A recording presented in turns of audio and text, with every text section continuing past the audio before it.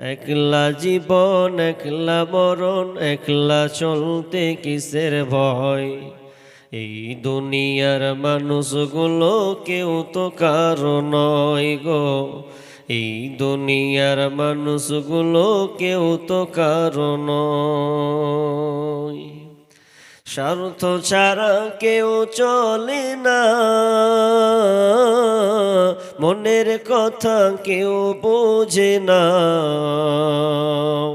স্বার্থ ছাড়া কেউ চলে না, মনের কথা কেউ বোঝে না। কারো দুঃখ দেখলে আবার করে দুঃখীর অভিনয়, কারো দুঃখ দেখলে আবার করে দুঃখীর অভিনয়। এই দুনিয়ার মানুষগুলো কেউ তো কারো নয়। এই দুনিয়ার মানুষগুলো কেউ তো কারো নয়। একলা জীবন একলা মরণ, একলা চলতে কিসের ভয়। এই দুনিয়ার মানুষগুলো কেউ তো কারো নয় গো। এই দুনিয়ার মানুষগুলো কেউ তো কারো নয়। কে যে বুঝবে তোমার মনের কথা, মুছে দেবে সকল ব্যথা। যে বুঝবে তোমার মনের কথা, মুছে দেবে সকল ব্যথা। সে আল্লাহর সাথে বলো কথা, থাকবে না কোনো ভয়।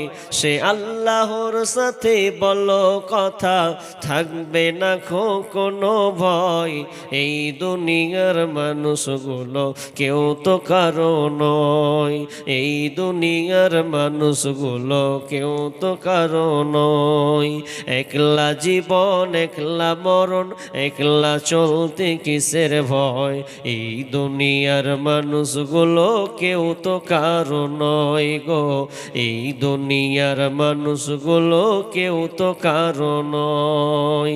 প্রাণ পাখি তুমি ওরে, আপন আপন বলিস যারে। প্রাণ পাখি তুমি ওরে, আপন আপন বলিস যারে।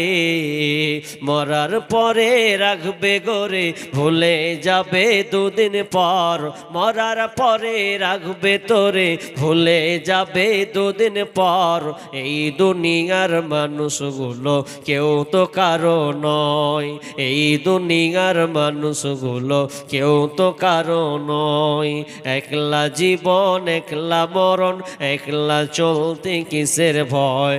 এই দুনিয়ার মানুষগুলো কেউ তো কারো নয় গো। এই দুনিয়ার মানুষগুলো কেউ তো কারো নয়। উপস্থিত সম্মানীয় সুযোগ্য আজকের এই চলমান জলসার স্বনামধন্য সভাপতি, মঞ্চে উপবিষ্ট ওলামা ইকরাম,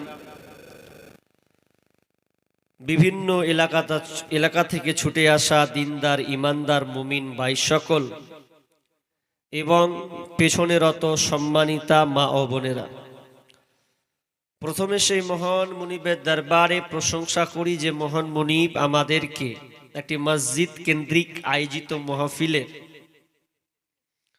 এক গুরুত্বপূর্ণ আলোচনা সভা শোনার যে আল্লাহ সুবহানাহু ওয়া তাআলা এর সুযোগ দিয়েছেন, সে আল্লাহ সুবহানাহু ওয়া তাআলার প্রশংসা জ্ঞাপন করি, বলি আলহামদুলিল্লাহ। ভাই জোরে বলেন আলহামদুলিল্লাহ। অতঃপর শান্তি বর্ষিত হোক সকল নবীদের উপর, বিশেষ করে আমাদের শেষ নবী জনাবে মুহাম্মদুর রাসূলুল্লাহ।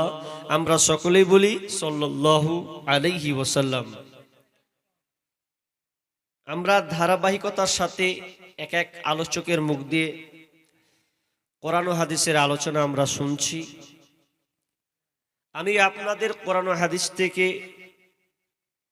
একটি বিষয় কেন্দ্রিক আলোচনা করব ইনশাআল্লাহুল আজিজ। আমাকে কালকেই বলেছেন যে এই বিষয়ে আপনি বলবেন, তা আমি ঠিক আছে ইনশাআল্লাহ বলবো। কিন্তু পরিস্থিতিটা এমন একটা পর্যায়ে চলে গেছে যে না আপনি ঠিক অবস্থায় আছেন, না আমি ঠিক অবস্থায় আছি। একটা ভারতবর্ষ, এই দেশটা একটা আতঙ্কের মধ্যে চলে গেছে। শান্তিপূর্ণ দেশ একটা অশান্তিতে চলে গেছে, বা এর আপডেট কি যে হবে আল্লাহু আলাম। তবে আপনাদের আমি কিছু কথা শেয়ার করি, যদিও এই কথাগুলো সবাই শেয়ার করার সাহস যোগায় না, বলেও না, আর সবাই বলতেও পারে না। আজকে বর্তমান প্রেক্ষাপট, মুসলিমদের যা অবস্থা, মুসলিমরা আজকে বিজাতির কাছে লাঞ্ছিত, অপমানিত, ঘৃণিত, অপদস্থ। নইলে দেখেন এতদিন, এত বছর এই ভারতবর্ষে আমরা বিভিন্ন ধর্মের লোক, নিজ ধর্ম নিয়ে আমরা স্বাধীন হিসাবে ছিলাম। আজকে এমন একটা দল, এমন একটা সংগঠন আসলো, যার ফলে আজকে ধর্মের মধ্যে মারামারি, হানাহানি, একটা উস্কানিমূলক কিছু কথা সোশ্যাল মিডিয়াতে বা জায়গায় আমরা দেখতে পাচ্ছি। কিছুদিন আগে আমাদের এই মালদার জেলার, পরে আমাদের মুর্শিদাবাদ, তার মিডিলে গেল মালদা, আপনাদের মালদায় পড়ছে। এই মালদা ডিস্ট্রিক্ট, আমি গত তরশুদিন প্রোগ্রাম করলাম, মোথাবাড়ির ওপর দিয়ে গেলাম। তো সেখানকার কন্ডিশন সম্পর্কে একটু জানার দেখলাম, যেহেতু সোশ্যাল মিডিয়াতে অনেক রকম। তো ওইখানে কিছু লোককে আমি জিজ্ঞাসা করলাম বিষয়টা কি একটু বলবেন। তো বলল যে এই ব্যাপার, তারাবির সময় মুসলমানেরা নামাজ, এশার সালাত ও তারাবি সহ তারা আদায় করছিলেন। এমন সময় কিছু অন্য ধর্মের লোক, নাম বলতে গেলে গায়ে লাগে, কিন্তু আমি সবাইকে টার্গেট করে বলবো না, এর জন্য প্রতিবাদ অনেক ভালো হিন্দু ভাই যারা, তারা পর্যন্ত প্রতিবাদ করেছেন, এটা অন্যায় হয়েছে। যার ধর্ম সে পালন করবে, ধর্মের উপরে কোনো করাক্রান্তি নয়। যার এটা ভারতের বিধান অনুযায়ী এই ভারতবর্ষ স্বাধীন হয়েছে সকল ধর্মাবলম্বী দিয়ে। তার মানে নিঃস্বাধীন অনুযায়ী যে যার ধর্ম পালন করবে, কিন্তু তাদের কোনো না দিন আছে সেদিনকে, না তাদের কোনো পূজা ছিল, কোনো কিছুই তাদের ছিল না। অথচ এই কয়েকটা বদমাস মিলে তারা ডিজে বাজিয়ে, বোমাবাজি করে, ভটকা ফাটিয়ে এই সলাতে নামাজকে তারা বিশৃঙ্খলা হিসাবে তারা উস্কানিমূলক কিছু কাজ করতে চেয়েছিল। এই জন্য মুসলমানেরা ক্ষান্ত নয়। আচ্ছা, কোনো মুসলমানের সহ্য হবে যদি আমি নামাজ পড়ি, আর আমি নামাজ পড়া অবস্থায় কেউ যদি আমাকে আক্রমণ করতে আসে, হয়রানি করতে আসে, কারো সহ্য হবে? যার গায়ে রক্ত আছে তার সহ্য হবে না। এটা এমন একটা পর্যায়ে চলে গেছে, আপনার মোথাবাড়ি বলে নয়, বিভিন্ন এলাকায় এটা একটা চক্রান্ত চলছে। কি জানেন? বাইরে থেকে লোক পাঠানো হচ্ছে, আর তাদের ব্রেনে ঢুকিয়ে দেওয়া হচ্ছে যে তোমরা নিরাপদ নয়। আচ্ছা বলেন তো, প্রমাণ করতে পারবে? কোন মায়ের বেটা প্রমাণ করতে পারবে? এখন পর্যন্ত কোন মুসলমানকে দেখেছেন মন্দিরে গিয়ে আমরা কোনোদিন হয় হই হট্টগোল শুরু করেছি? প্রমাণ দেখাতে পারবে? কিয়ামত পর্যন্ত পারবে না। মুসলমান এমন একটা জাতি, ইসলাম এমন আমাদের একটা দিন, ইসলাম আমাদের শান্তির বার্তা শিখায়। কিন্তু আফসোস লাগে, তো হলো তার মধ্যে দেখলেন দুই দিন গত হয়ে গেল, পার্লামেন্টে কি বিল পাস হয়েছে? ওয়াকাফ সম্পত্তি। এই ওয়াকাফ সম্পত্তি সম্পর্কে আপনার জ্ঞান আছে? এই যে ওয়াকাফ সম্পত্তি, ভারতবর্ষে যার মাসিক আয় যদি নেন 1.2 লক্ষ কোটি, তার মাসিক আয় এতটা ইনকাম।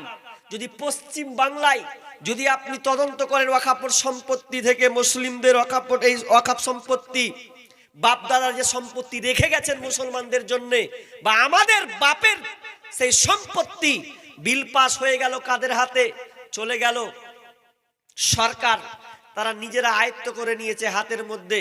আরে ওটা তো আমার বাপের সম্পত্তি, তোর হাত তোকে দিব কেন? ফলাফল কি হয়েছে? নিয়ে তো নিয়েছে, নিয়েছে কেন শুনলেন? এর নিয়ে নেওয়া মানে আপনার কত বড় ক্ষতি হয়েছে আপনি বুঝতে পারেননি। কখন বুঝবেন? যেদিন আপনার এলাকাতে যখন মসজিদকে অ্যাটাক করা হবে, যে মসজিদে এখন আর নামাজ পড়তে দেওয়া হবে না, এটা আমাদের হাতের আওতায় চলে গেছেন। আরে দুদিন হলো না বিল পাস হতে, উত্তরপ্রদেশের 300 বছরের পুরানো একটা জমি, 300 বছরের পুরনো একটা জমি কবরস্থান, সেই 20 একর জমিকে তারা কবরগুলোকে সমান করে দিচ্ছে, ভেঙে একাকার করে দিচ্ছে অন্য কিছু করবে বলে। আরে কবরস্থানটা কারো বাপের পৈতৃক সম্পত্তি? কবরস্থান তো আমরা নিজের ঘামানো টাকা দিয়ে, কিছু কিছু গরিবের আমরা টাকা নিয়ে একটা জমিকে কিনে তারপরে কবরস্থান, এটা নাম কবরস্থানের নামে করি না ভাই? তা ওই জায়গাটাও আপনি স্বাধীন নন। আপনি যদি মনে করেন যে আমি এখানে কবরস্থান দিব আমার বাপকে, আর ও এসে যদি বলে যে না দেওয়া যাবে না, রাখো, ফেলে দাও গা, কিছু করার নেই, আপনি কিছু করতে পারবেন না, পিঠে পড়বে। এখন আপনার পরনে আপনি সজাগ হননি। আমি কোন জাতির উপরে আক্রমণ নয়, আর আমার বাপের সম্পত্তি তোদের দিব কেন? এই পশ্চিম বাংলায় এর মাসিক আয় প্রায় 900 কোটি। 900 কোটি যদি বের হয়, এই পশ্চিম বাংলায় যত সম্পদ আছে মুসলমানদের, আপনি আশ্চর্য হয়ে যাবেন। তো এগুলো আমাদের পৈতৃক সম্পত্তি, আমার নিজের বাপের, সেই বাপ দাদুরা আগেকার দিয়ে চলে গেছে। ওয়াকাফ কি? এটা আল্লাহর রাস্তায় ব্যয় করে দেওয়া, আল্লাহর রাস্তায় দিয়ে দেওয়া, এই বাপ দাদুরা দিয়ে গেছেন। আর ওই সম্পত্তি আজকে তারা এই পার্লামেন্টে বিল পাস করে দিয়েছে, আর আমরা এখনো ঘুমিয়ে বসে আছি। বসে থাকেন, যেদিন আপনার গ্রামের মসজিদকে যখন অ্যাটাক করা হবে, কবরস্থানকে অ্যাটাক করা হবে, যেমন উত্তরপ্রদেশে এখন জমিনগুলোকে ছিনিয়ে নেওয়া হচ্ছে, এখন দেখতে পাবেন সোশ্যাল মিডিয়াতে। আমরা নিশ্চুপ হয়ে ঘুমিয়ে আছি না। দল মত নির্বিশেষে কে কোন জামাত করেন, কোন পার্টি করেন, এটা দেখার দরকার নাই। আরে আপনি ফতুয়াবাজি ফতুয়ার জায়গায় রাখেন। আজকে এমন একটা চলমান পরিস্থিতি হয়ে গেছে, যাও দাও করে জ্বলছে ভারতবর্ষ। মুসলিমদের ওয়াকাফ সম্পত্তি তারা ছিনিয়ে নিয়েছে। আমাদেরকে আবার সজাগ হতে হবে, দলমত নির্বিশেষে কি করতে হবে? এই সম্পত্তিটাকে আমাদেরকে ছিনিয়ে নিয়ে আসতে হবে, চলবে না। আরে যদি কৃষকরা, এই লাখ লক্ষ লক্ষ কৃষকরা যদি তাদের কৃষক জিনিস ফিরে পায়, তাহলে আমরা এই পশ্চিম বাংলার মানুষ প্রায় 3 কোটি মুসলিম, তো এতগুলো মুসলিম আমরা পারবো না। আসলে এই যে ভেদাভেদ শুরু হয়ে গেছি, এই হানফি, মালিকি, সাফেই, হাম্বেলি, চিস্তিয়া, কাদরিয়া, নকশবন্দিয়া ইত্যাদিতে আমরা এই রকম হয়ে ভাগ হয়ে গেছি। ভাগের সময় নেই, সজাগ হতে হবে।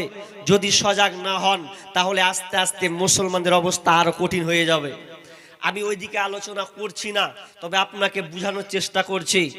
ভাই ভাই দেখিয়েন না কেউ কোন পাট আপনার কিনা কোন জামাতের লোক, দেখতে হবে না। এটা এখন সজাগ সোচ্চার হতে হবে, নইলে আপনারও বাঁচার কোনো পথ নাই। ভারতবর্ষের সামনে করুণ অবস্থা খুবই সন্নিকটে, আমার আপনার বাঁচার কোনো কায়দা নাই।